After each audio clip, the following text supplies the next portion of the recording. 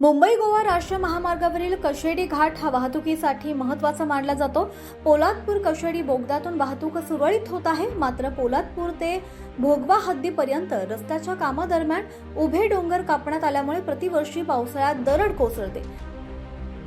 चौपदरीकरणाच्या कामादरम्यान कोकणातील घाटमाथा, दरी आणि डोंगर यांच्या रचनेचा अभ्यास बाहेरील ठेकेदार, कामगार व अभियंता यांना सखोल माहिती नसल्यानं डोंगर टप्प्याटप्प्याने न काढता थेट सरळ कापण्यात आल्यानं दरडीची टांगती तलवार कायम लटकत असते।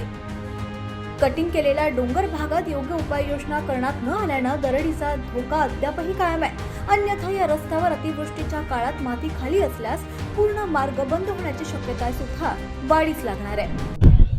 मुंबई गोवा राष्ट्रीय महामार्गावरील कशेडी घाट हा वाहतुकीसाठी वर्दळीचा घाट म्हणून समजला जातो। पावसाळ्यामध्ये कशेडी घाटामध्ये सातत्याने दरडी कोसळण्याच्या घटना गेल्या 10 वर्षांमध्ये घडत आहेत।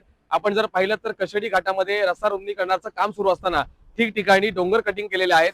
हे डोंगर कटिंग करताना योग्य ती खबरदारी न घेतल्यामुळे डोंगर उभ्या पद्धतीने कटिंग केल्यामुळे खऱ्या अर्थानं या दरडी कोसळण्याचा धोका हा कशेडी घाटामध्ये सातत्याने उद्भवतोय। अगदी आपण 2 आठवड्यापूर्वी जर पाहिलं तर याच कशेडी घाटामध्ये दरडी कोसळल्यानं अनेक वेळा वाहतूक ठप्प झाली होती आणि हे सातत्याने घडताना पाहायला मिळतंय।